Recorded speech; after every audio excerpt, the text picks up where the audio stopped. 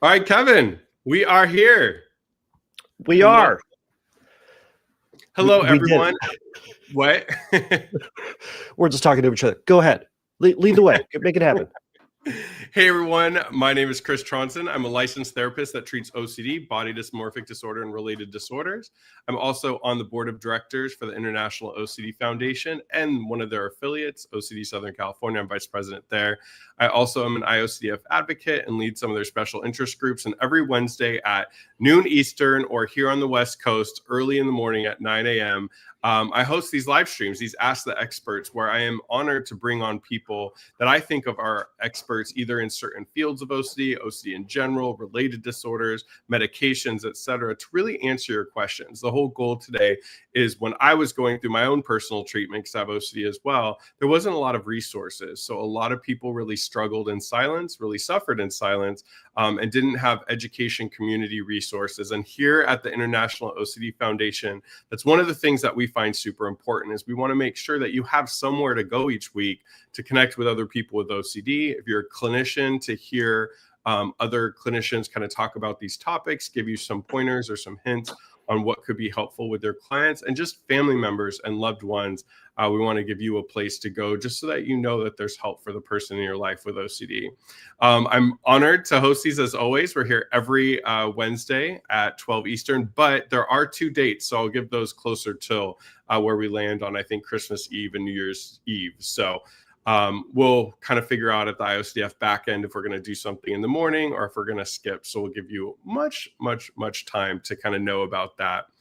Before I introduce my guest and the topic today, a couple of just really quick announcements. Although this is a live stream and we want to give you support and education, we can't be your therapist and we definitely can't jump in a crisis situation. So all we ask, if you're really struggling and suffering, please dial 988. Go to 988lifeline.org, 911, a local emergency room. And if you need to find a provider because you're really struggling and don't feel like you have any support or help, make sure to go to IOCDF's Find Help option on their website. And as always, go to iocdf.org for all of your resources. Super important. The only announcement I'm going to make is, first of all, I saw a little bit of a live stream with Ethan and Katie yesterday, so shout out to them. And I know Katie just had a successful Faith and OCD conference, so congratulations to all people involved. That's an incredible thing. And don't forget that in December, if you are a clinician, we're having the I believe it's December 13th. It's the second Saturday of the month. Yes, December 13th. They are having an all-day CE option training where you're going to learn about ethics in OCD treatment as well as all the different adjunctive treatments. So ACT, CBT, ICBT, DBT, second-line treatments, everything for clinicians that want a little bit more boost in other modalities that could be helpful for OCD. So make sure to check that out on iocdf.org's website. All right, so let me talk about a little bit about the topic and then introduce the guest. So I'm not just having him awkwardly sit there for any longer. This is great. This is a great show so far. What I'm really excited about is, OCD impacts people differently, and different subtypes impact people differently. And one subtype that really a lot of people struggle with is scrupulosity. And that could be religious scrupulosity, it could be moral scrupulosity, or a lot of people have both. So Kevin Foss is somebody who does a lot of work in that field, talks a lot about it, has a passion for it. So we're going to discuss that topic. I'm also going to throw in a little mini topic I didn't tell him about, but I know it's the holidays coming up, and I know a lot of OCD spikes around holidays for triggers, so I'll ask him about that. And then we're going to jump into your live questions. So if you are watching, please, whatever platform you're on, we're currently live streaming on Facebook, LinkedIn, YouTube, Twitch, X, and we're live streaming on iocdf.org/livestream. So if you're watching us on any of those channels, please, in the chat, first and foremost, let us know where you're joining from. Are you a person with OCD? Are you a clinician or a loved one? But ask those questions. This live stream is really yours for the next hour. So I want you to get all your questions in, comments, and interact with each other in the chat. But we're going to talk a little bit about scrupulosity in the beginning, but your questions could be about that or anything. So I'm excited to have my guest on, Kevin Foss, who I was lucky to just see. I just did a live stream, a podcast. Yeah, not a live stream, podcast.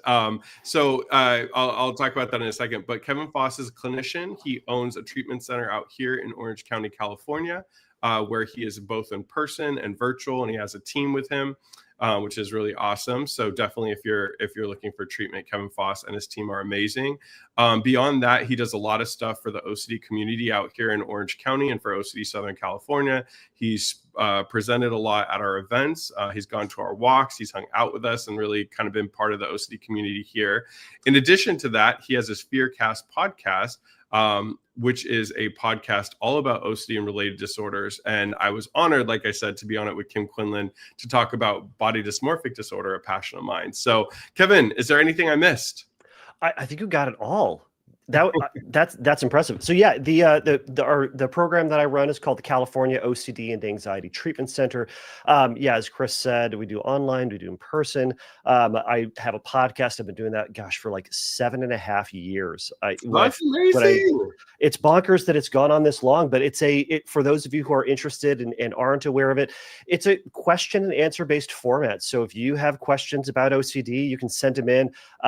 We do audio questions. So if you record your voice, it goes to the top of the list. You beat everybody else out. You can send in your regular, text message questions or email questions. I answer those as well. But it makes you the star. I want to answer what questions you actually have. And we go through a lot of stuff. I've done a whole faith and doubt series, which I personally love. I've had pastors and priests and other religious authorities on to talk about anxiety, and also therapists to talk about OCD and anxieties particularly around one's religion. So scrupulosity fits in there as well. But we get questions about everything.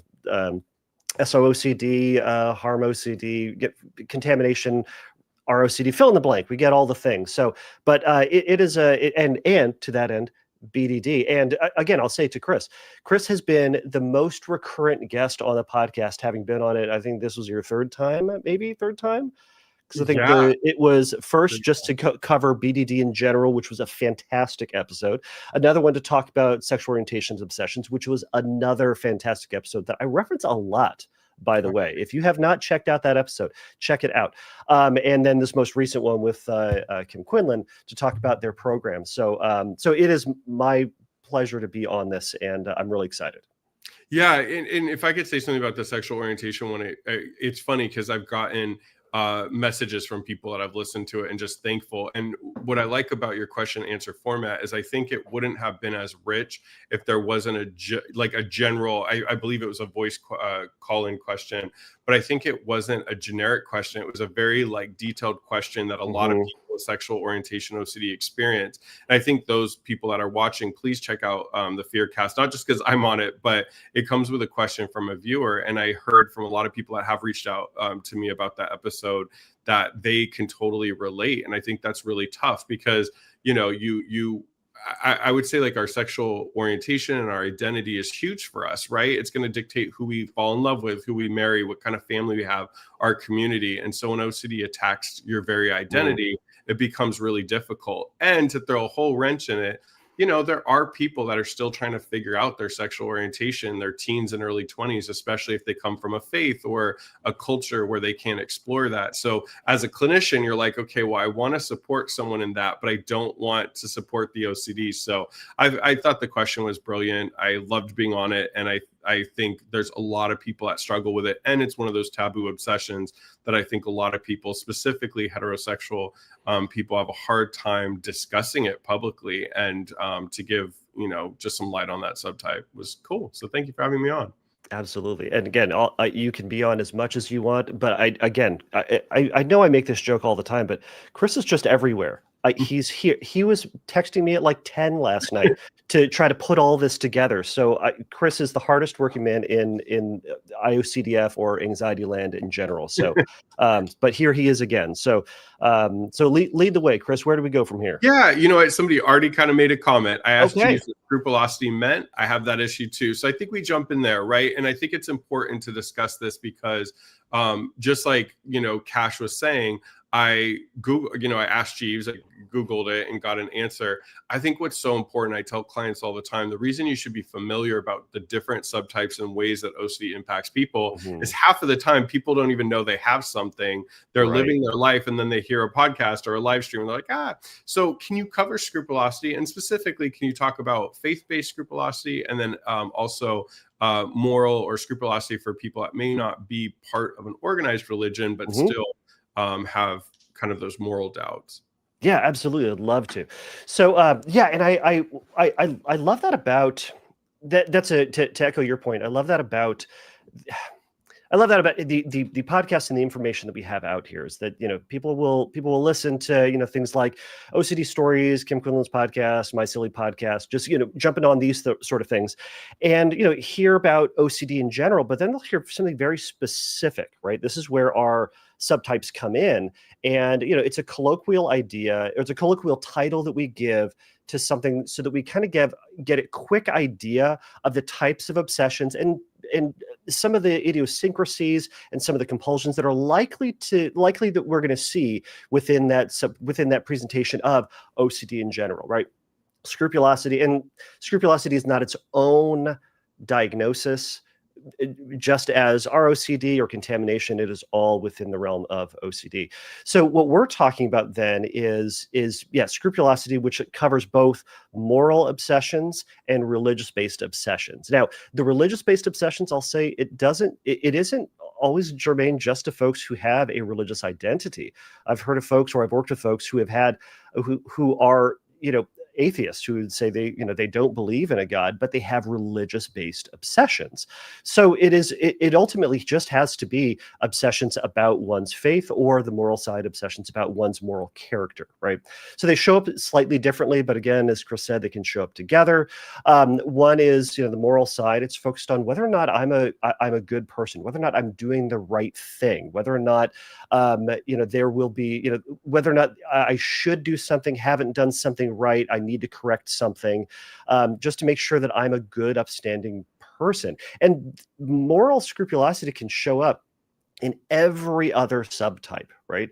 You could certainly see moral scrupulosity showing up in harm OCD and contamination obsessions as well, where you're having to make a moral judgment about the compulsions that you're doing. Isn't it the right thing for me to do to make sure that I wash my hands just right? Make sure that I'm clean enough, because if I'm not, gosh, wouldn't that make me a terrible person if I was negligent in that and got somebody else sick, or I wasn't as cautious with, my car tires and I got a flat and ran somebody over? Oh my gosh, that would make me a terrible person, right? So it's not just about whether or not, you're tipping the right amount.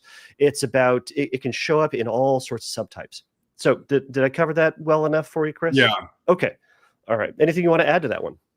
Yeah, no, I mean, the way that I look at it, I never had religious-based scrupulosity personally, but I definitely had moral scrupulosity, and it made it really hard. I almost thought of like karma, right? As my God. I mean, I grew up I definitely grew up on my mom's side, Greek Orthodox, and we had events at the Greek Orthodox Church, and then my dad's Catholic. And so, I remember I had a friend in middle school that would take me to a Catholic church, and obviously, like, it was so bad for my OCD because all I left is feeling guilty. But then I found out later that that's, a lot of people feel that way. But I think obviously with OCD, everything's always to an extreme.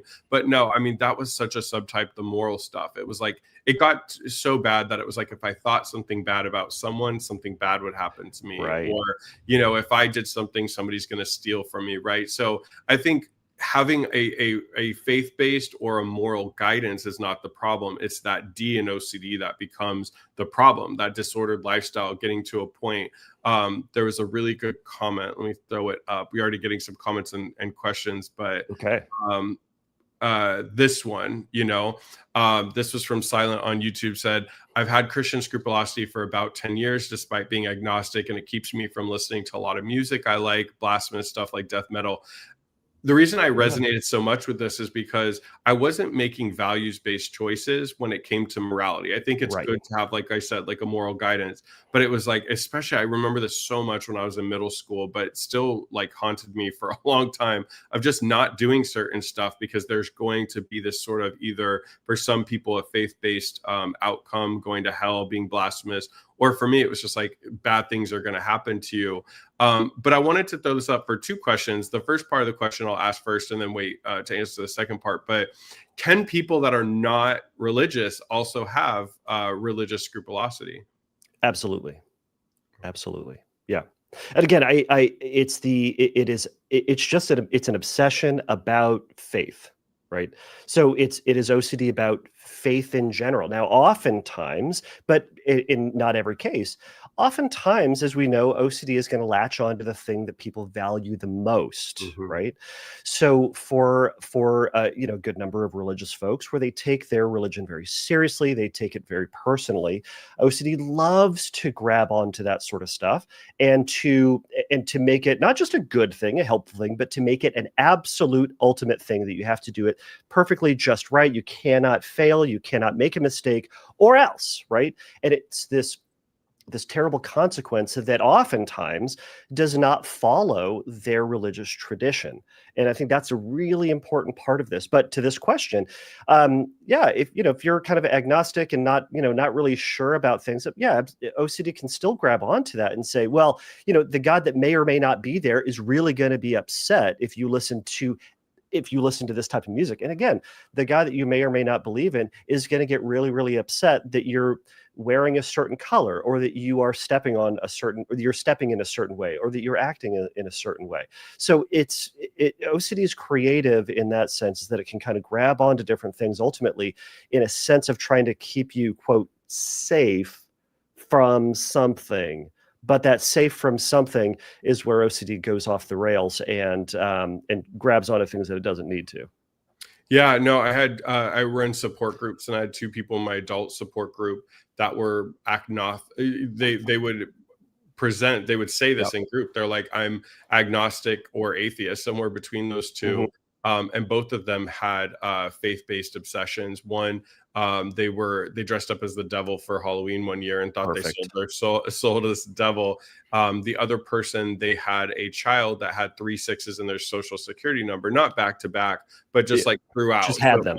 Just 5 2 6 8 9 6. I don't remember, but the list right there. Someone's going to get their identity stolen. Right. Somebody's opening up a Target account as we speak. Chris, that would make you a bad person if you were to share someone's. All right. Sorry, go ahead. Now I know what I'm going to compulse about it, or obsess about it. But yeah, I mean, it was just one of those things where they're like, and I think that's the maddening part of OCD sometimes, is like we have a rational understanding of something, but it's still, we feel compelled to engage with it, because I'll hear all the time, I know this isn't true, but they feel engaged in it. And that's, what it sounds like silence going through. The second part, they talk about not being able to do a lot of things they enjoy.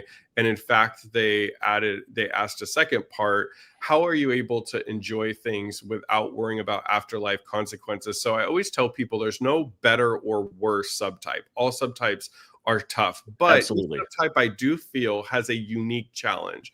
And I feel like the unique challenge with scrupulosity is a lot of the fears can become what's going to happen in the afterlife. I can enjoy this music, like Silence said, but then the afterlife, I'm going to be punished.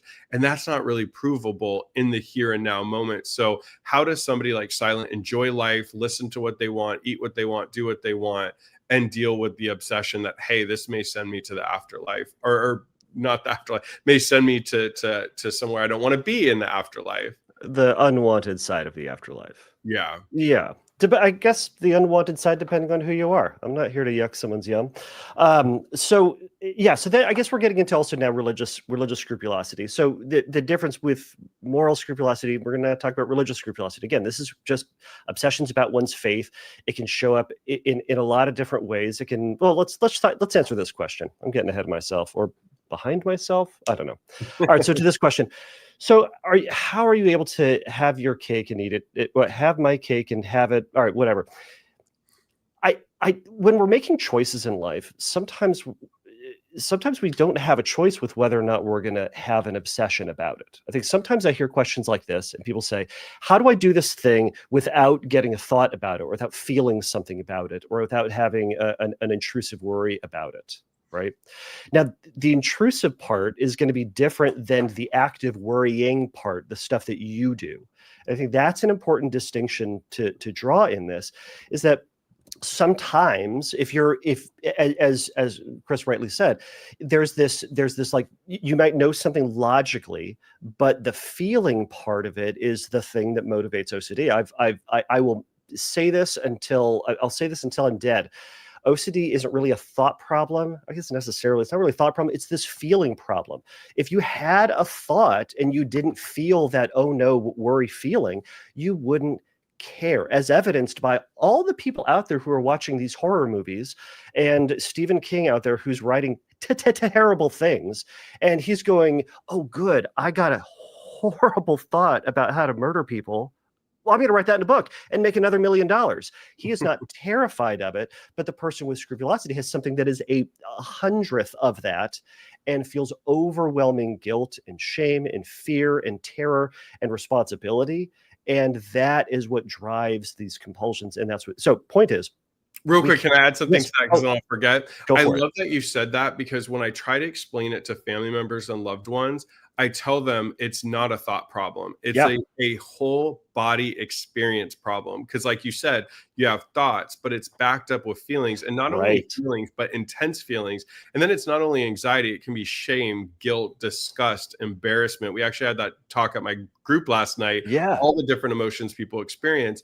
And then it goes even just beyond the emotions and the thoughts. Now suddenly your surroundings feel unsafe. You're prioritizing this worry thing. You're like not eating, you're kind of fixated on something. So it becomes more of a whole experience where your emotions are driven to an intensity you don't want. You can't focus on anything else. You're trying to like run away or like engage, in compulsion. So I wish there was a way to like replicate that in some kind of machine for like 10 minutes so that family and loved ones in society could feel what we feel with OCD, just to really understand like, oh, okay, that's why they can't just shrug off a thought or say, well, I pray every day, I'm fine, Right. I mean, and if it was that easy, that we'd be telling people that on the first day. We tell them that on the phone, right?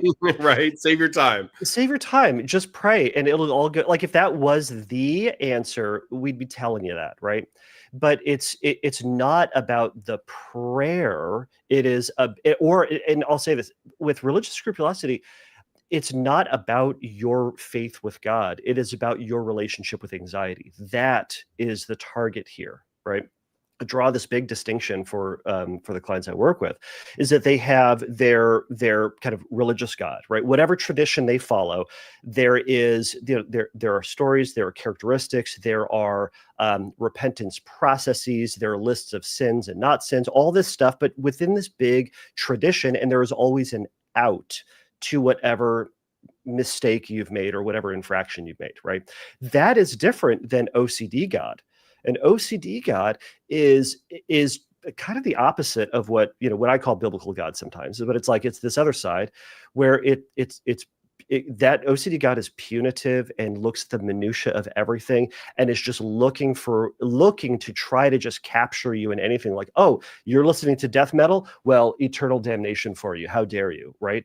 Or whatever the case may be. Whereas, that historically speaking, from everyone that I've talked to, when they talk about their faith, they'll talk about, compassion, they'll talk about forgiveness, they'll talk about, leniency.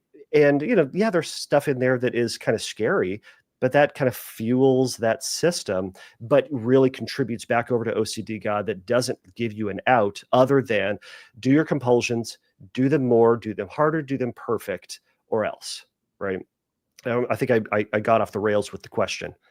No, it's a good answer. And I think what you reminded people of, and what you said is the way that people describe God when it comes to scrupulosity is not the God they fell in love with. No. That's what I always tell people, because I still remember a conference where Alec Pollard said to somebody in the audience, he said, the way that you're describing God right now is not the God that most people pray to, right? OCD hijacks everything that we love and care about and creates a new version of it. And it could be anything, right? Contamination. Like, normally it's like, hey, wash your hands if you're playing with a sick kid, to suddenly you have to bleach your walls, right? Like there's a different inhuman version of driving, right? Being in a car with a client who has hit and run OCD, and they're like scanning like this, and I'm like, you're not even paying attention to the road, you're actually listening. Right. So it's hard because it feels like people are taking a risk and doing something ungodly, but it's like, no, this isn't what you're being asked of by your faith, by your practitioners, by everybody in your congregation. And I think that's something that people get so honed in on. I'm like, what is your family is the same faith. I was working with a client. She's doing great. I love this client. She's a Muslim. And obviously they don't drink alcohol. She's a minor, so she doesn't drink, but anyways, but the pork, you can't eat pork. But she was getting to the point where suddenly she was like reading every ingredient on a box, looking it up, seeing if there's any relation to pork, to an extreme.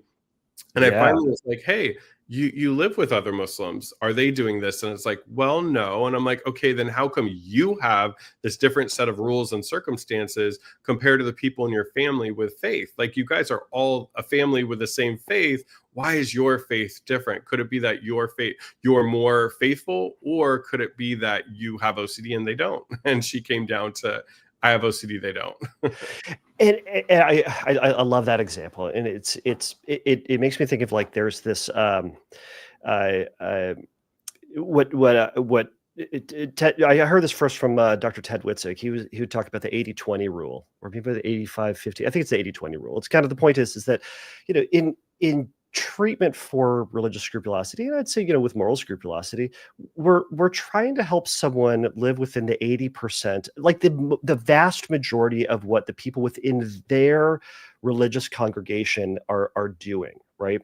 Not in the tails, in the extreme 10% that's doing way too much, or the other 10% that's may not be doing quote enough. It's this averaging out. And I'm willing to bet that example you talked about, this person, the average person within her community isn't reading the ingredients and everything, but they do care, right? It is still something that is of interest. They care about that. They value that as part of their religious practice and their connection with God. But that's an extra step that may be unnecessary. So that's certainly one of those things to acknowledge, and as excessive and perhaps unnecessary. But one of the biggest things that people will argue, you also said, like, they've, I forget exactly how you said it. But, or you said, like, does that make you super religious, or maybe it's OCD? Some folks will come back at us and say, well, I know better, right? I know the right thing. And that's them kind of digging their heels into listening to OCD God's voice, and not the tradition that the vast majority of people within their community is doing. And that's that separation we want to do. I love what you said. It's been resonating since our last talk. It's, can you be open to the possibility that maybe it's OCD, right? Not convincing you to not have your religious practice. The people in the upper tails of that 10%, they may love it. They may really enjoy it. It may just help them to connect better to God. But is that the life that you want to be living? And is that the life that it seems other people are enjoying in their religious practice? Yeah. And you just said a key, for all subtypes, but especially for moral, but specifically religious OCD, scrupulosity, is like, are you enjoying this? Right. Yeah. Like, I feel like faith is supposed to be a set of like guidance to help us be a kind of ideal person that we hope to live up to. We never will, but do our best. It gives you a group of like-minded people. It gives you comfort. And for people that have more, like, maybe they're not religious, but they're spiritual, or, have a different set of guidelines or rules that they follow. Like, there's supposed to be something that's an asset and that supports us. And that's when I always tell people, be suspicious that OCD is around, because if the whole point is to punish you and to tit for tat you, suddenly, then why, it doesn't sound very great to have in your life. It just sounds like you have this like other entity punishing you all the time. And that's not very exciting. Yeah, and that perspective just does not lead towards flourishing. It certainly doesn't lead to a desirous connection with God. It leads to this. It leads to fear and punishment, and ultimately, for a lot of folks, I find it leads to avoidance and a degradation of their faith, not a drawing towards, right? It's pleasing this abusive partner, which is not the same as a loving connection with God. And that's a big difference. But for some folks, they may grow up in a tradition where they hear certain things, or unfortunately, religion sometimes does this. They instill a sense of fear through a funky interpretation of things, or a funky presentation of things, and a rejection or a minimizing of other aspects of things: grace, compassion, forgiveness, all this stuff, and the reality that we're human and are going to make mistakes. Not it's an option, and sometimes we make mistakes. It's join the club. It's everybody. And so religious scrupulosity can be influenced by a history of these teachings. And so some of the work that we're doing now, we're not doing corrective theology, but we're putting that up, and we're asking, hey, can you take a look at what your tradition says now, currently, what other people say, maybe even what you say about your faith to other people, versus what you're doing in practice, what that voice, what that feeling is guiding you to do. Are those two things in sync with one another, or are they, kind of opposed to one another? And, that can be part of that conversation, or the early conversations in treatment. Yeah, and I'll just add this real quick for Gemma. Her therapist is saying all things come down to moral scrupulosity. Yeah, for people that aren't, really faith-based and stuff, moral scrupulosity definitely impacts people too. I mean, I can relate to your comment, Gemma. I would say, just like you were saying, people giving into religious scrupulosity feel less connected with their faith. I think what's so bad about moral scrupulosity is people feel less connected with themselves. They start to feel like a bad person all the time. And it really starts to become that mental filter where anything it's kind of cognitive, confirmation bias. Like anything good that we do or say, or feedback we get from people, we kind of toss that out. But anything we did, I had a client who's like, I stole a piece of chocolate when I was like 7. And, this proves that I started being immoral at a young age. And it's like, yeah, but at 7, you probably did a lot of great things too, but your brain isn't going to remember that. So I always tell people, like, unfortunately, OCD has a great marketing director. He markets that compulsions will make you feel closer to God, or closer to your true self, or make yourself feel, moral and happy and good. And it's like, no, what's going to really happen is the more that you give into it, unfortunately, the less moral you're going to feel. You're going to start feeling worse. And that's the problem, is we keep like doing these compulsions because we're promised that it's going to one day give us like clarity in this aha moment. And instead it's just cycling us through, and we're feeling even worse. Absolutely. Yeah. OCD moves the goalpost all the time. So it's, I say OCD is high promise, low follow through on what it's giving you. It's going to say, gosh, if you just do this, this is what a good person would do. This is the right thing to do, right? Other people would admire this. Other people think it's good. You think it's good. And we go, yeah, you're right. Right. So we do that. And then it'll say, all right, you did it, but you had that, you didn't feel it enough, right? Why don't you just go ahead and do that again? Or you did it, that's great, but gosh, wouldn't it even make you better if you did this? Or now the goalpost is, it's not this, it's the next level up, and it's going to continue to chase that. One of the hardest things then is within moral scrupulosity, I think, is helping someone to reevaluate what that ultimately means, and recognizing that it's not about their moral actions. It's the way out isn't through moral perfection. It is about through that feeling. How do we sit with that voice that says you're not doing enough? That voice that says you need to be better, do better, think better, feel better, etc. That's the feeling that we have to work through, not the exit out through this. It's like saying, with sexual orientation obsession, that the way out is by absolutely, fully, completely, and forever and always knowing exactly what your sexual orientation is going to be, or focusing through this content. It's saying, boy, these thoughts make me feel really uncomfortable. How do I sit with this feeling of discomfort? So there can be some of those differences. But yes, go Yeah, ahead. well said.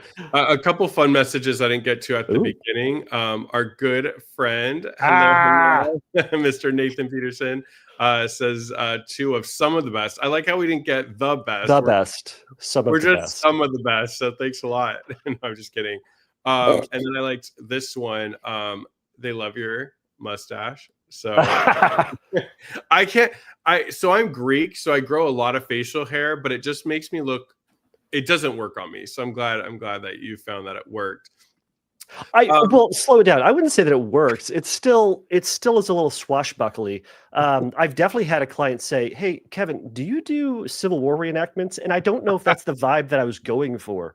And by the way, to Nathan Peterson, I had him on the podcast, and he'll be actually. I'm going to release his episode on Monday. So look out for that. So he'll be out. He's releasing a book this summer. So I had him on to talk about that. So that'll be a fun one. Yeah, who's part of our wrap-up panel at OCD SoCal. I love that guy. Lisa, happy Thanksgiving. For all of you that celebrate, I hope you have a great rest of your week. To me, I just look at it as a holiday where I get to eat as much as I desire without being judged. So that's always fun. Real quick, I think this is awesome. So Cash looked up. So my last name, Trond, means son of Trond, which I did know. And it's the Old Norse, because I'm Norwegian and Greek, which means strong or bold. So I love this, Cash. Kevin, I like how he's like, a foss is an old word for waterfall in the UK. Not interesting, but true. So I'm cool, bold, and everything. Yours is just a waterfall. So, but yeah, it's I think it's not Scandinavian. Oh goodness gracious, what language is it? Yes, I've a family member of mine went to, again, I'm forgetting this country, and they're like, "Hey, did you know this?" And then if you look him up, like everything is like Skabadabafoss, Shurbalurbadirbafoss. It's like that in Iceland, because when I went to Iceland, that's it. Yeah. Because in Iceland, I thought of you. I forgot to text you because everything was Foss this, Foss that, which is it was all the waterfalls. Yeah. Is this common? Kim says, my son started with, "Is there a God?" And then all of a sudden the OCD scrupulosity surface. Is that kind of like one of those signs that you see with scrupulosity where people maybe start to question things about faith in general, and then it can lead to OCD kind of taking over that thought? Yeah, it's a really good question. I'm sorry to hear that your son's going through that. It oftentimes starts small, right? When I talk with folks, it usually doesn't start with, I woke up and all of a sudden I was questioning everything and I was worried about everything. I was doing all these compulsions. It's OCD can be insidious and slow and subtle because it asks questions that anybody could ask, right? Is there a God? That is a great question to ask. It's a question that people have been trying to answer for all times, right? People get tenure for this. People write books for this, right? It is a great question, but when a good thing starts to becoming an ultimate thing, especially with OCD grabbing onto it, now there is no answer that's going to fit that, because if your son asks, is there a God? Well, you could talk about religious tradition and history and, how people feel and all this. You could talk about all sorts of things, but that's not going to really answer the question when it's an OCD driven question, because it's not about getting the content. It's about satisfying this. Well, what does it mean that there is or is not a God? What does that say about me, the universe, my actions, my relationships? Now, what do I have to do about this? And now the chase is about this feeling and not about this small question. So it can we can fill in the blank with, contamination obsessions, right? It's a good thing to wash your hands. It is a good thing to wash your hands. All of us who went through COVID, we were told by everybody, go wash your hands. And washing your hands is good. But washing your hands with bleach is a little much, right? But it starts small and then insidiously creeps up. So that's where we're trying to catch it in what is enough and what is too much and what is wildly excessive. And that's where OCD grabs it. Yeah. I like this one. Every time I start my phone or get off of bed, I'm supposed to join my hands numerous times in order to make sure that God is happy with me. And about food, I constantly touching the plate as a compulsion. So can you talk about, because sometimes compulsions, and this could be beyond, scrupulosity, sometimes compulsions make, I call it make OCD sense. I never say it makes logic sense, but it makes OCD sense. Oh, yeah. Right? Yeah. Scrupulosity, praying. Contamination, hand washing. Hit and run, checking your mirror. Perfectionism, read it a second time. Yeah. But sometimes we're asked to do compulsions that don't line up. Blink a certain amount of times, think of a certain image, tap things. Can you talk about kind of like that correlation? And what would it look like if somebody wanted to start challenging these compulsions? Yeah, great question. Is it possible to also leave that up while we're Yeah, chatting about yeah, it, yeah, just yeah. so I can reference it? I should have asked you. Some guests are like, having it Get up rid of the it. whole time, I just keep reading it and distract me. Other people are like, no, keep it longer. So I should have asked you, but I like it longer because then it makes for people that jump in, they're like, oh, okay, that's the question he's answering. Yeah. So I'll keep it on. Yeah, what's that cartoon character with the mustache talking about? Yeah, I'm such a visual person. I'm realizing like if I need to Same. see it, I need to, yeah. Oh goodness gracious! All right. So to questions like this, I'll ask a person with this like, all right, are the things that you're doing? Does it feel like they're bringing you closer to God? Does it feel like the average person is doing this within your religious congregation? Do you enjoy doing these things? By and large, I'm going to hear people say, no, I don't like it. I don't want it. No one else is doing this. I never heard anybody in my religious tradition say that, what is it? Touching your plate and touching your hands after you get off that was a spiritually relevant or important thing for me to do as a sign of faith, as an outward expression of my devotion to God. So from that perspective, then we'd say, well, then the things that you're doing may not be, logically speaking, they don't seem to be lining up with everybody else. So therefore, is this something that you want to keep in your life, or is this something that you want to pull away? Now, they usually call us because things aren't going well. So they'll say, I want to stop doing this. Okay, that's great. But the question is then, how do we do that? And how do you give yourself permission to do that in a sense, right? Because it's not to say doing this is the right thing spiritually, or not doing this is the right thing spiritually, is that it's a religious. So it's that feeling that says you have to do this. So as you back off of these compulsions, you better believe you're going to be bombarded by intrusive thoughts that say, no, you have to do this because God is going to be upset. And you might be thrown into hell, lose your salvation, whatever the thing is, the threat that OCD God has for you. So you have to do these things. And as you pull back on them, we're going to notice that, yeah, those thoughts are going to be there, but those thoughts are reflective of OCD God and not the biblical God that you've logically acknowledged and have heard about and read about, and et cetera, et cetera. So that again, going back to tolerating the feeling of it, we are then having to make space for an uncomfortable feeling that is a feature of the disorder. That's what makes it an anxiety disorder. It is a feeling that is good, that we should have anxiety, but it's out of order. It's happening way too much. So that's the thing we're going to have to be sitting with. So, but yeah, I think that's a great question. It's a frustrating process. I've worked with folks who have had, compulsions like this, that they go, this doesn't make any sense. Why do I have to do it? And yet I have to do it. But Yeah. the only thing that's saying you have to do it is OCD's voice. Yeah, I was thinking while you're talking, I know it doesn't correlate totally, but I was thinking about like one of the moral scrupulosity things I used to struggle with a lot was when I moved back home because I was, got hit with OCD, hospitalized, horrible position, moved in with my grandma specifically because she was home, could watch me. I was in a really bad mental state. But my dad and my little sister were living there as well. And I always felt so guilty when I would like leave my little sister because, she'd want me to hang out, but I wanted to, I was getting better from OCD. I was making friends. I wanted to go out. And I was like, the whole time I'd be out, I'd just be looping. I'm such a bad person. Like I should have stayed home longer. Now she wasn't in danger. She was like with my family. She wanted me to like watch some SpongeBob with her, right? She was fine. But my brain just would loop. You're a bad person. You're a bad person. So I was thinking while you're talking is like, the good thing I always tell clients is treatment doesn't have to be black or white like OCD is. So it wasn't black or white where the exposure was like, never talk to your sister again, be a bad person and live with it, right? It was more like, well, what kind of relationship do you want to have with her? And so we created sort of like a balance where I did genuinely enjoy being her big brother. I liked watching some stuff with her.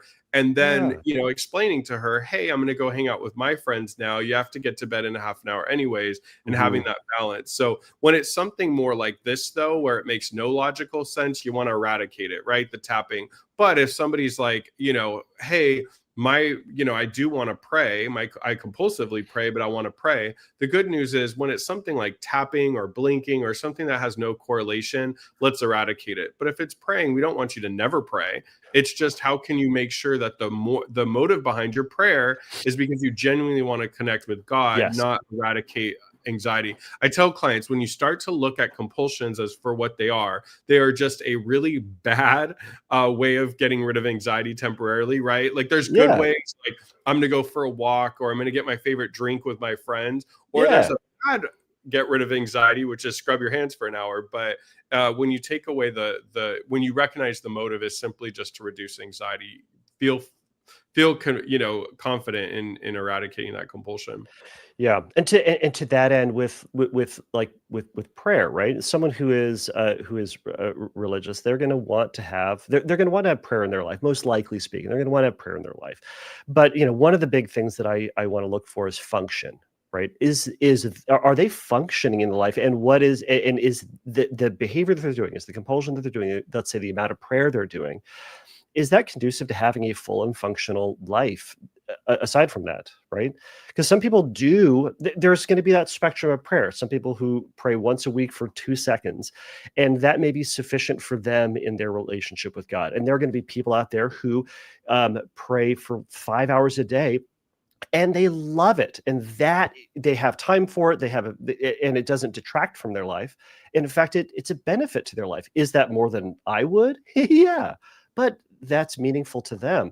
So what we're trying to do is to find a functional space for them. We aren't trying to impart our religious faith or practices and values onto you. It's, how do we take your religious practice and make it more functional and better than what OCD is having you do? Yeah. I wanted to ask this question.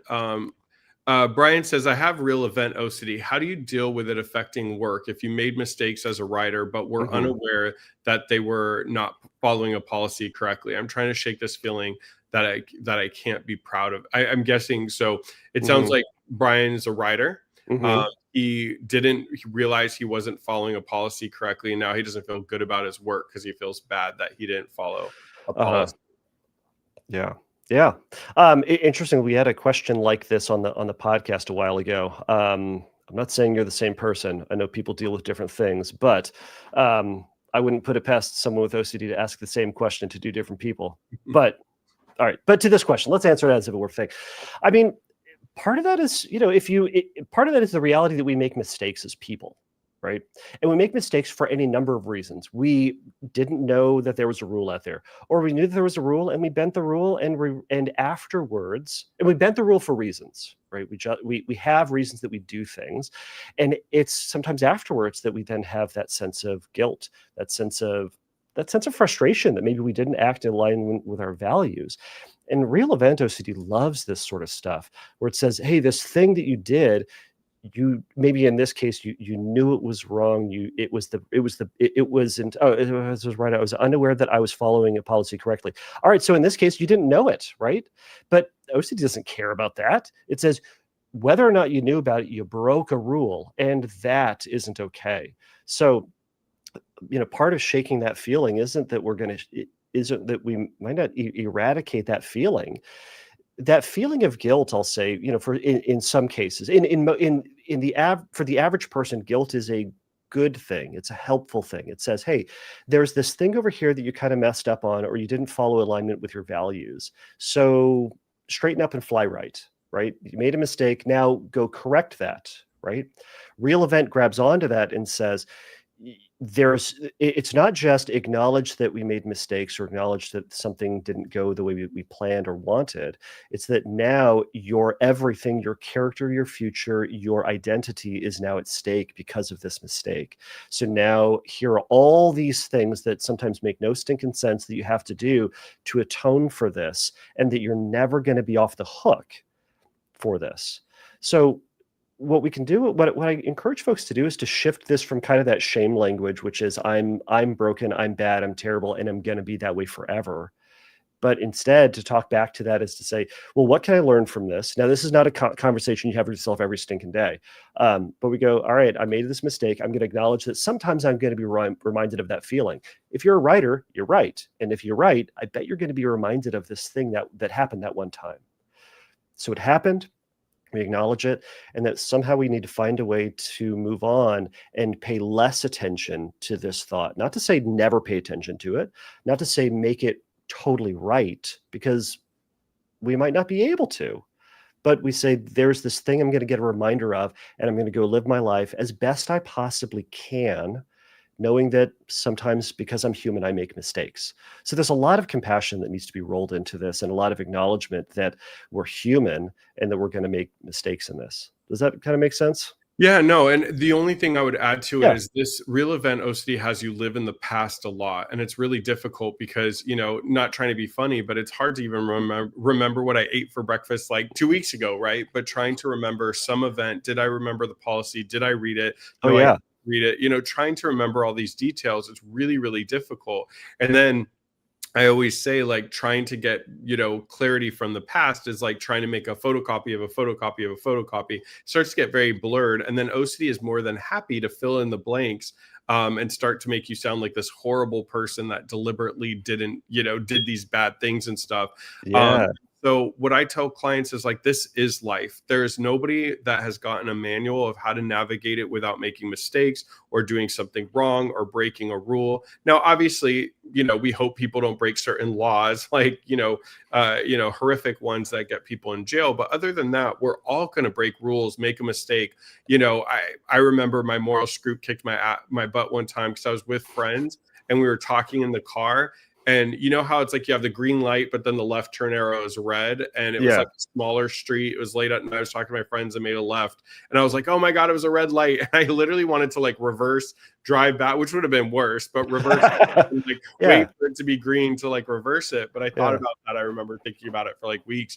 But my point of bringing it up is just like, we're going to make those kind of mistakes. All we can do in life is figure it out and grow if it's something worth growing at. But this guilt that Kevin was talking about, the then kind of classing yourself as a certain type of writer because you did this thing, Right. You're putting yourself in a box. And like you were saying, Kevin, earlier, there is no end date. Like, you're not going to think your way out of this. There's not going to be one day where you have an aha moment. So I tell clients that are punishing themselves in real event OCD, what's the end goal?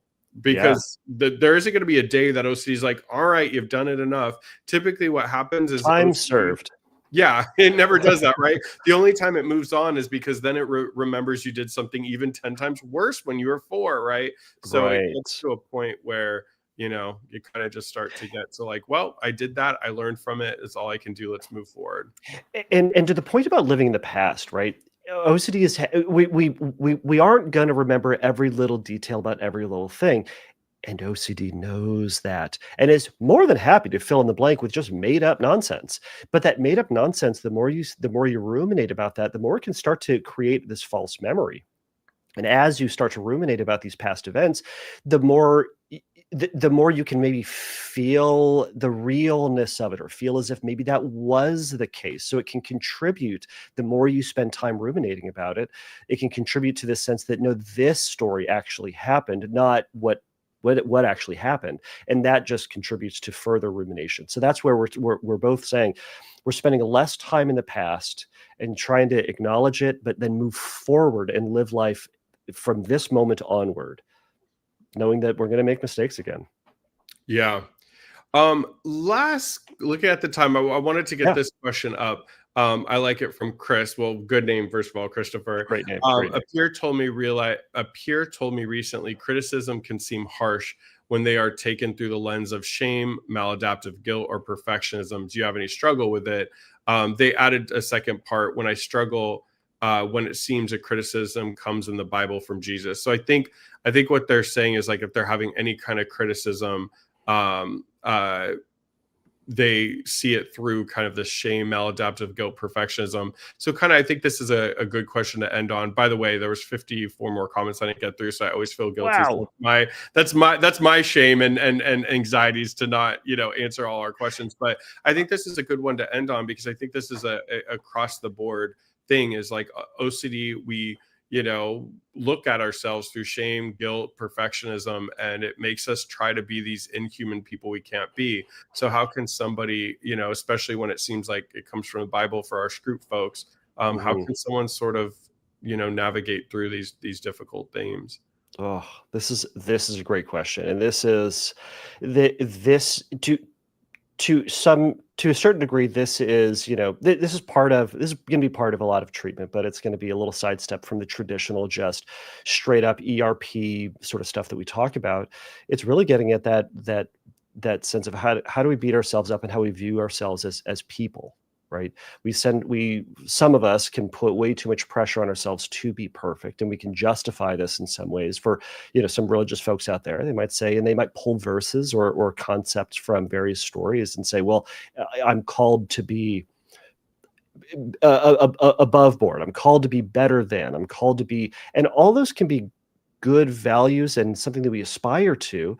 But the reality is, we as humans are never going to be perfect. We never could be perfect. And, for the folks who then justify and say, well, the Bible says, or that my religion says, go back to the Bible, man. The Bible is full of people who are just weird and broken and do things that we would never do, and that they acknowledge that they would never do. One of my favorite, and I'm not to get too preachy, I promise, but there's a verse in Romans that says, like, the writer Paul says, man, I like the very thing that I want to do, I don't do, and the very thing I don't want to do, I do. I love this passage. It's one of the most human things in there. And it just acknowledges that we as people are going to do things, the exact thing that we don't want to do. And it's not because we are, we are the devil incarnate, or that we are the worst type of people. It's that we are people. So if people out there make mistakes, and if you, Chris, make mistakes, even you, Chris Trondsen, make mistakes, you know what pool you're in? The pool of everybody. And that's a really good pool to be in. Right. So what we find then is we need to apply this sense of compassion to ourselves, and viewing ourselves not as less than, but viewing ourselves as the same as. Ooh, we're watching a new show. The fire ended. I know. I was like, my fireplace on Netflix it's sabotaging me. It's sabotaging. No. Now people don't know, or people know it's not a real fireplace. The facade is falling apart on you. The fireplace feels shame, though.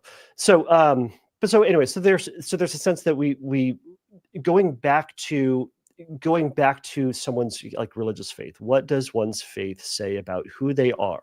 Are they perfect, good people, or are they people who make mistakes? And is there room for that within their faiths? Because some of folks, it sounds like the second part of this was saying, like, I feel guilty, and not only do I feel guilty, it's because my faith says that I should feel guilty about this, or it heaps on this excessive guilt and shame. That's where we're trying to view it, not from what OCD is saying to us, but what does your actual faith say about you? And most of the time, it's going to say there is forgiveness and love and compassion from one's faith for the reality that we make mistakes. So I'd say there's a perspective shift in that. And that's where I would go if Chris came into my office, or that's one of the places I would go with that. Yeah, and what I'll just add to that is, I think, with OCD in general, it's more than an anxiety disorder. It's a disorder of guilt, of shame, of disappointment, of distress, of embarrassment. Hopelessness, right? It takes us across the gamut. And I really like, I'll shout her out because I love the work that Kimberly Quinlan's doing, not only because we work together, we were just on your podcast, but, I just think the self-compassion book really opened me up. I mean, one of the most watched presentations from the recent online OCD conference that we held was her talk with Erin, who I really like too. They did great together about self-compassion. It was more than just talk. It was like actual things that you can do. But the reason that I like it so much is because OCD is going to live in a space of shame and guilt and perfectionism and all these things. And there's good intent behind it. We want to do well. We want to be good people. But like you were just saying, Kevin, it puts us in a realm that no person can live up to. And because of the black or white nature of OCD, if we can't be perfect, we're a failure. If we can't do everything right, we're a shameful, horrible person. And so we got to have some gray. So I think that the intentions may be good. And just like getting to your favorite grocery store, there's always more, there's always more than just one path to get there. So you can still be somebody that is high achieving and really cares about your values and your faith and is a good person, but you can get there in a different way than that harsh criticism that we seem to live in with OCD. Exactly. It's about, doing good things, it's about doing hard things, but it's not about doing impossible things. And to be perfect is simply impossible. Yeah. Well, Kevin, the hour goes by so quick. It really does. It does. I was like, we have so many more questions and comments. I will say one of the cool things is a lot of people were connecting with each other in the comments. So it always makes me feel better because I'm the kind of person that I'm like, if I didn't have clients and other things, I'd just stay on for 4 hours and answer all your questions. But it's always nice because people are answering each other's questions and stuff. I think awesome. The only bummer, I don't know if people watching know this, but on my end, I can see comments from every platform, but I think people can only see the comments from the platform they're on. So sometimes that's why I could see what people are saying, but not always that. But anyways, thank you guys so much for attending today and watching and engaging in this conversation, supporting each other and creating community. Kevin, what's kind of like a final thought? It could be on Scrupulosity, it could be OCD in general. You could do a little bit of both, but what's the final thought for people that, I always like, the reason I like final thoughts is because to me, it always kind of leaves somebody with something to ponder on after the live stream. Gives them a little bit to think about. What's the one thing that's just going to fix everybody? Yeah, that's basically the goal is you got to come up with something that is going to, is going to put everybody in recovery by the end of this live stream. Oh my goodness, I am desperately fighting making a joke, and I'm going to be serious time, as my kids say. All right, so simply put, one of the things the at the end of the day, every person, Chris, myself, everybody in OCD land, every therapist, what we're trying to do is do two things: less compulsions, more life. That's at the end of the day, that's what we're trying to do. All right.